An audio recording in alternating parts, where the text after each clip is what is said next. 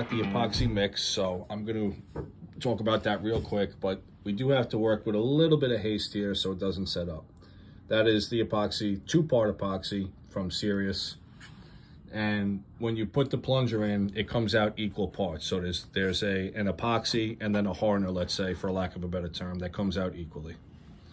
Be sure to mix it thoroughly on whatever surface you want to use beforehand. And Make so sure you're to actually spin twisting, and I was just going to say. Yeah, you want to spin them as you push. So and now is that critical to get full adhesion and then make sure there's no clumps in there, it lays in evenly? Exactly. Nice. And then always at the end, there'll be a little dribble. So I'm going to try to let that dribble just drip off. I'll put it in the pile. Q-tips will be handy at this stage. Again, this comes back to having your table prepped and ready to go. Epoxy is tricky. It stinks, so you definitely don't want to get it on you as little as possible. All right.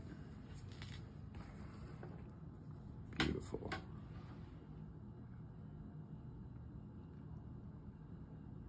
Don't pump out too much epoxy onto your prep station. You're not going to need you're not going to need too much for this process, so you don't want to waste it. You know, try and only put out what you need. For sure. All right, now we let that set. You see the lines are flush, they meet up. Perfect. And that'll set for 24 hours. Nice. And we'll be good to go. Nice. So that's our first one done. So we're going into arrow 2. Again, you don't need too much on your work area. That whole round there is the epoxy that we pumped out, and that should honestly be enough for the rest of these arrows. Again, spinning as we go in. Nice. I got a nice zoomed in video right now of that.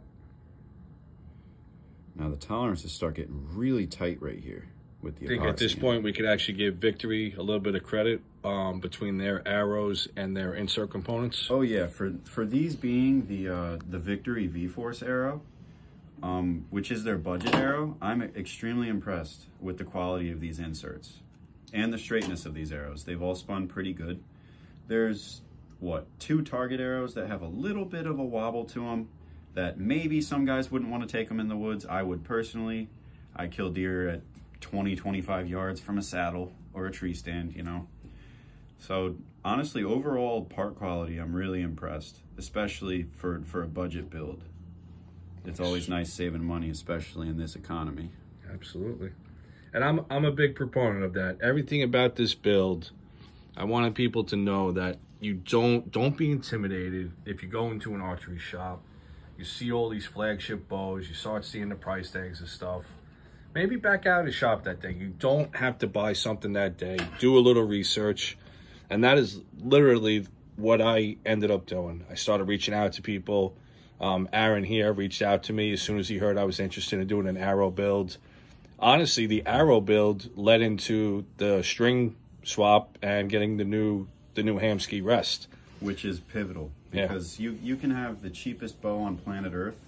Like Ranch Fairy says, the potential energy system doesn't matter. It's really the arrow that matters, and the fact that the arrow is flying perfectly straight off of whatever bow it is. If you can tune the bow's good to go. You just got to get your arrow flying perfectly straight. Nice. Bare shaft tuned, paper tuned, however you like to do it.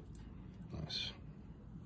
But yeah, spending money on super high-end parts, man. Don't get sucked into that stuff all the time. Don't feel pressured by industry and the quality that the industry is claiming to push. Just build your own arrows. If you have to build cheaper arrows, do it. Doesn't matter. Just insert tune them and tune your bow, and they'll shoot as good as any. That's my opinion. That's what I've seen guys do. If your bow's tuned, everything else is just an easier process.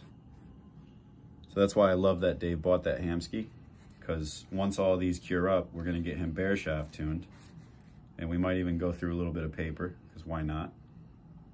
Nice. But I have a feeling his groups are really going to tighten up once he's getting the maximum efficiency out of his arrow. And that Hamski rest is really going to help us do that. It'll take all of 5 minutes to bare shaft your bow at, 4 yards, 3 yards.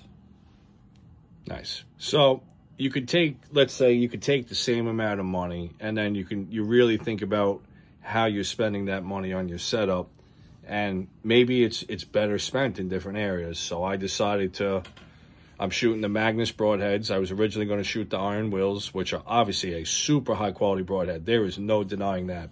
For me, and honestly for my budget, I went with the Magnus. They're going to be a 2-blade, 150 grain with the bleeders.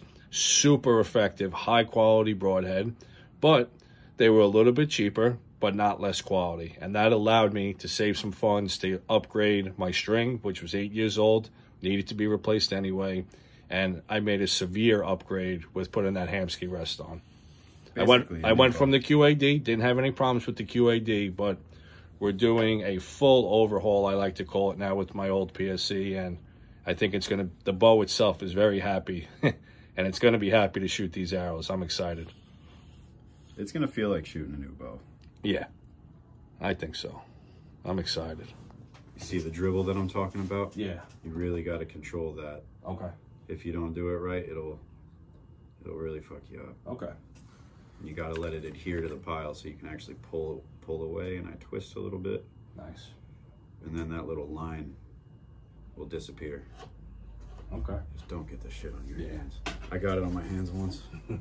So I'm getting my hands dirty here. Definitely want to be hands-on as much as I can with this. So there's definitely an art to this I'm learning, without a doubt. The big thing is keeping it neat. Everything about what we're doing here, neatness is your friend. So how far up on this should I go? A little bit further? That's pretty good. Right there? Yeah. All right. So I got one of these field tips right now and the insert. I'm rolling it into the epoxy.